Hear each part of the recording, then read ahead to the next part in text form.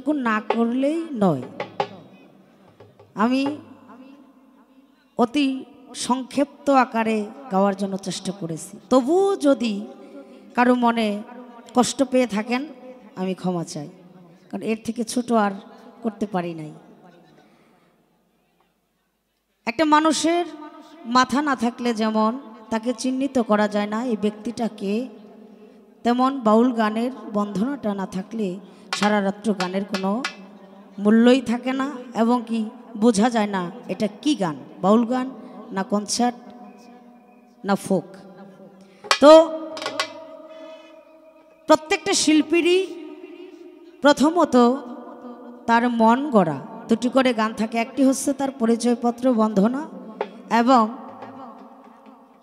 তার পরের গানটা কেউ কেউ আমার রাসূলের নামের উপরে নাত করে থাকেন, কেউ খাজা বাবার শান, কেউ বড় পীরের শান, আবার কেউ গেয়ে থাকেন যার যার মুর্শিদের নামের উপরে প্রার্থনামূলক গান। আমার আল্লাহ তিনি নিজেই বলেছেন, সপ্তম আসমান সপ্তম জমিন এর ভিতরে এ কুল কায়নাতের ভিতরে আমি একটি বালুর কণাও সৃজন করিতাম না যদি আমি আমার মুহাম্মদকে সৃজন না করিতাম। তাই এটা ভান্ডারী বাবার অনুষ্ঠান, যিনি পরিচালনা করতেছেন উনি, আমি দাঁড়ানোর আগে আকবর ভাই তাই না, আমি দাঁড়ানোর আগে উনি বলেছিলেন যিনি মুর্শিদ তিনি রাসূল, ইহাতে নাই কোনো ভুল খোদাও সে হয়, এমন কথা লালন কয় না আল্লাহর কোরআনে কয়। তো কথাটা আমার খুব ভালো লাগছে, যেহেতু এটা ভান্ডারী বাবার দরবার অনুষ্ঠান, তাই যিনাকে সৃষ্টি না করলে 18,000 মাকলুকাতের মধ্যে একটি বালুকণাও সৃজন হইতো না। আমি আমার রাসূলের নামের উপরে একটি নাত রাখার চেষ্টা করব, নাতটি না রাখলে আমার জন্য আজকের এই অনুষ্ঠান অসম্পূর্ণ থেকে যায়, তাই সেদিকে লক্ষ্য করে আমার একটি নাত রাখা। ধন্যবাদ।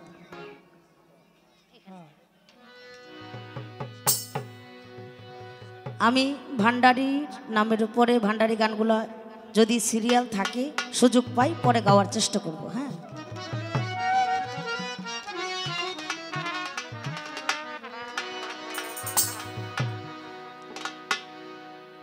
মুক্তির শৌকত হাতে নিয়া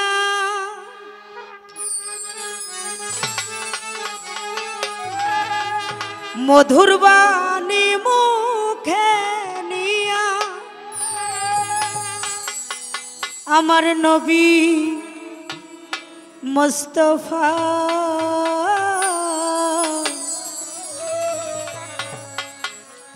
দুজাহানের নবী আমার আসিলেন ধরা,